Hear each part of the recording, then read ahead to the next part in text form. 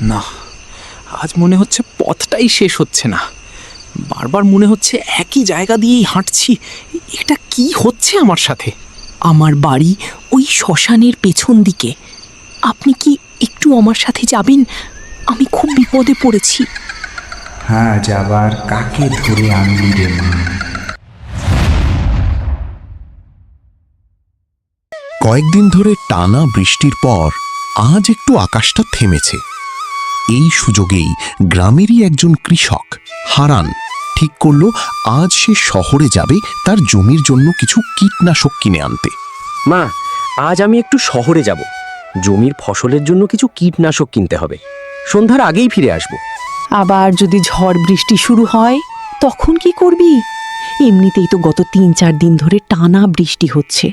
আরে মা, আজ আর হবে না। আকাশও তো পরিষ্কার, কোনো লক্ষণই দেখছি না। তাও বাবা, যা করিস সন্ধ্যার আগেই বাড়ি ফিরে আসিস।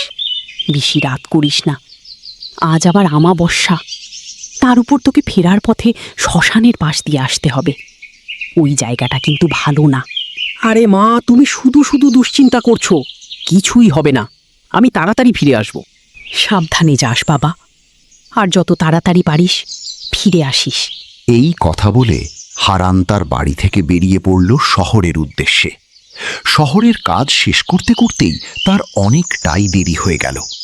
ফলস্বরূপ সন্ধ্যা গড়িয়ে ধীরে ধীরে রাত নেমে এলো। হারানের হাতেই তখন একটি কীটনাশকের ব্যাগ। সে আস্তে আস্তে গ্রামের কাঁচা রাস্তা ধরে হাঁটছে। চারদিকে ধীরে ধীরে অন্ধকার ঘন হয়ে আসছে, আর গ্রামের নিস্তব্ধতা যেন আরো ভারী হয়ে উঠছে। চারপাশে ভেসে আসছে ঝিঁঝি পোকার ডাক, আর মাঝে মাঝে দূরের জঙ্গল থেকে শোনা যাচ্ছে শিয়ালের ডাকে ভরা অন্ধকার রাতের শব্দ। গ্রামের নিস্তব্ধ রাস্তা ধরে হারান একাই হাঁটছে, হাতে কীটনাশকের ব্যাগ, আর চারপাশে ধীরে ধীরে জমে উঠছে এক অস্বাভাবিক নীরবতা। না, আজ অনেকটাই দেরি হয়ে গেল। তার উপর আজ আমাবস্যার রাত, চাঁদের আলো নেই, পুরো অন্ধকারেই পথ চলতে হচ্ছে। হারান নিজে নিজেই কথা বলতে বলতে সামনে এগোচ্ছিল। হঠাৎই জঙ্গলের দিক থেকে তার কানে ভেসে এলো একটা পরিচিত কণ্ঠের ডাক। হারান, হারান, বাবা হারান, এদিকে আয় তো, আমি খুব বিপদে পড়েছি। এ কি? এ তো আমার মায়ের কণ্ঠ। কিন্তু এত রাতে মা এখানে কি করছে? হয়তো আমি দেরি করছি দেখে চিন্তা করছে, তাই জন্য এদিকে এগিয়ে এসেছে। ধীরে ধীরে জঙ্গলের ভিতরে একটু এগিয়ে গিয়ে হারান চারপাশে খুঁজতে লাগলো, কিন্তু আশেপাশে কোথাও কাউকে দেখা গেল না। চারদিকে শুধু ঘন অন্ধকার আর অদ্ভুত নিস্তব্ধতা। এখানে তো কেউই নেই। হয়তো আমি ভুল শুনেছিলাম। সারাদিন অনেক ধকল গেছে, শরীরটাও খুব ক্লান্ত লাগছে, তাই হয়তো ভুল শুনছি। না, এবার বাড়ির দিকেই যাই, অনেক রাত হয়ে গেছে। অন্যদিকে হারানের মা ঘরের ভেতরে বসে তার জন্য অপেক্ষা করছে। সময় যেন কিছুতেই কাটতে চাইছে না। বাইরে চারদিক নিস্তব্ধ, শুধু মাঝে মাঝে দূর থেকে ভেসে আসছে অদ্ভুত সব শব্দ।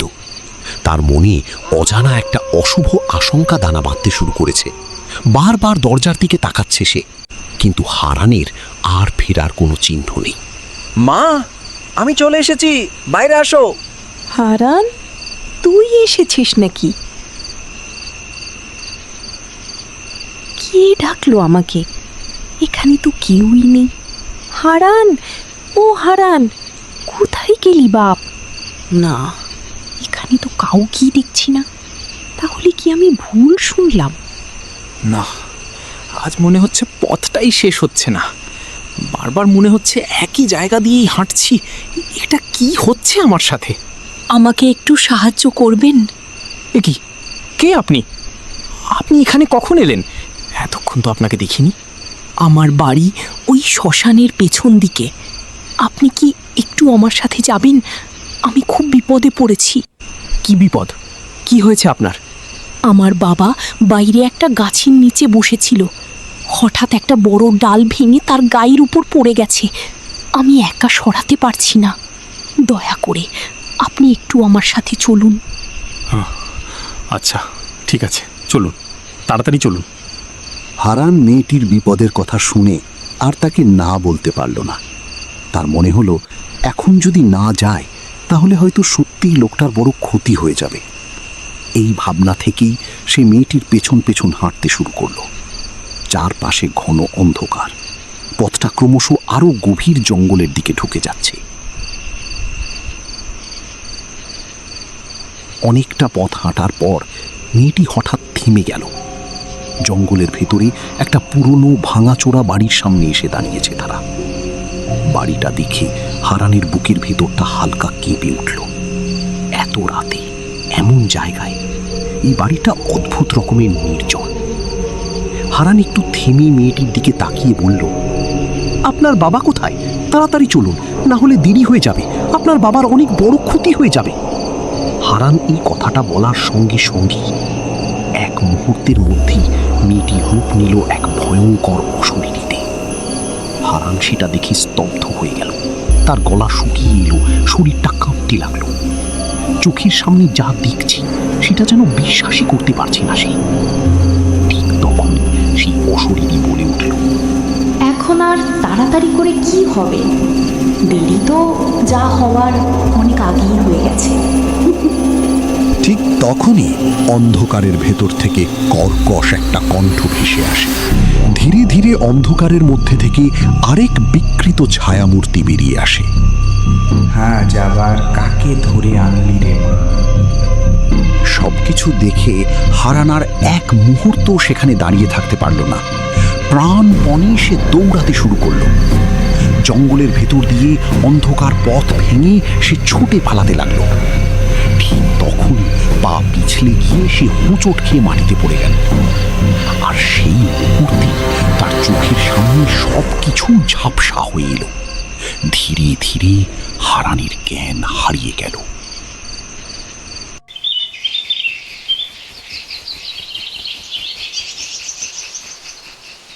পরের দিন সকালবেলা সেই একই রাস্তা দিয়ে গ্রামেরই একজন লোক যাচ্ছিল।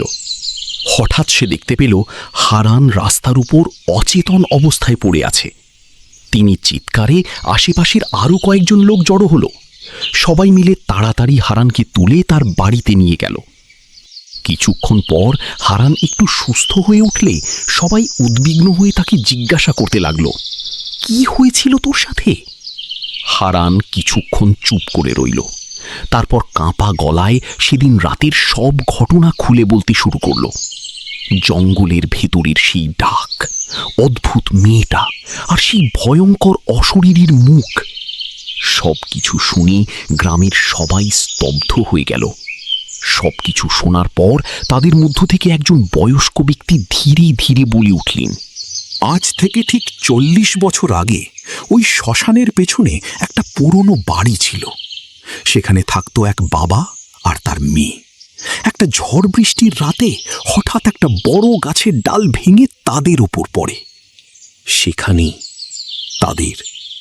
তারপর থেকেই ঝড় বৃষ্টির আর আমাবস্যা একসাথে মিললেই ওদের দেখা যায়। এর আগেও অনেকেই ওদের দেখেছে, তবে আশ্চর্যের ব্যাপার হলো এখনো পর্যন্ত তারা কাউকে কোনো ক্ষতি করেনি।